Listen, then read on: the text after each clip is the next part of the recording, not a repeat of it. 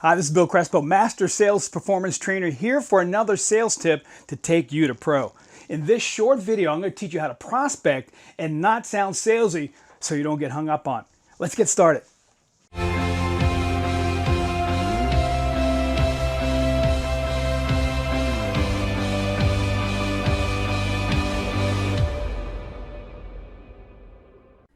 All right, welcome to the Power Prospecting Basics. And this is what you need to know to get your prospecting skills up and running. And so I guess the big question at first is this whole thing about prospecting, right? How does prospecting affect you? Do you kind of like come out in hives? Do you look for every distraction?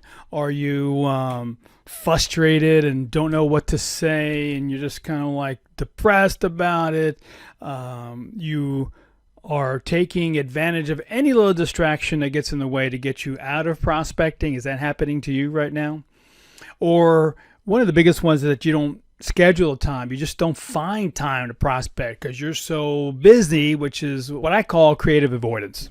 I mean, that's really what it is. I mean, you're just avoiding what you need to be doing for prospecting. So today, this little time that we're spending together, I want to talk about the pro rules of the prospecting game.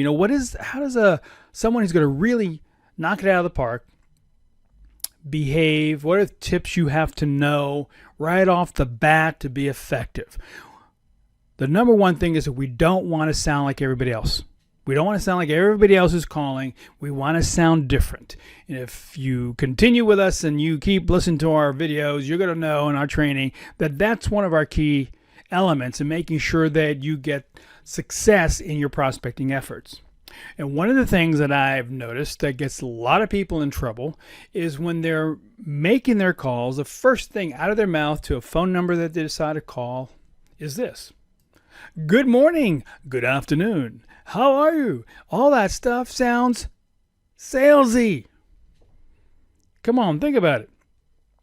Good morning, Mr. Whatever. How are you today? Good afternoon. I mean, it reeks salesperson.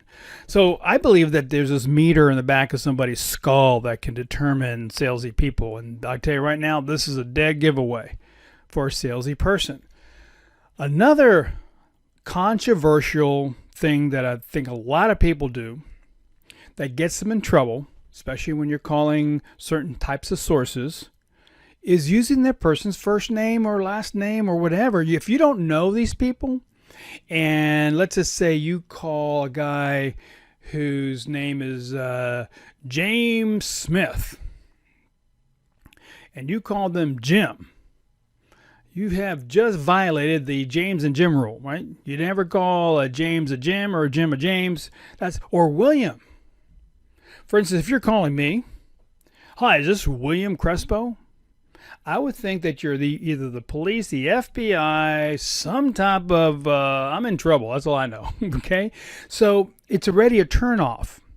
Unless you know the people personally, be careful not to use their first names. You can inquire, hi, I'm calling about the home for sale. Is this the owner? Is a good way of starting. But when you start off with this, good morning, good afternoon, is this Mr. James? Or is this Mr. Smith? Think about it. If they did that to you, what would you think? See, we want to give you the opportunity to get through. And you're not going to get through that way. Try it. You'll see the difference automatically you'll have by avoiding those two common mistakes that people make. Because what we're talking about here is technique. We're talking about how to have technique over the phone that, again, they hear you and they know, gosh, this is a different type of person. This is not the same people that have been badgering me over the phone. This is someone different. And what we're doing in our training is to help you raise the influence and authority that you have automatically, quickly with people when you're on the phone or in person. But remember, over the phone, just like you and I am talking right now, if my voice was really excited about training you today on prospecting and like really monotone and not excited, think about it. Are you going to stick around? Probably not. So remember, your voice is the picture that they see. Is it a goofy kind of person like this guy here? because your voice is the only thing that they have to go by.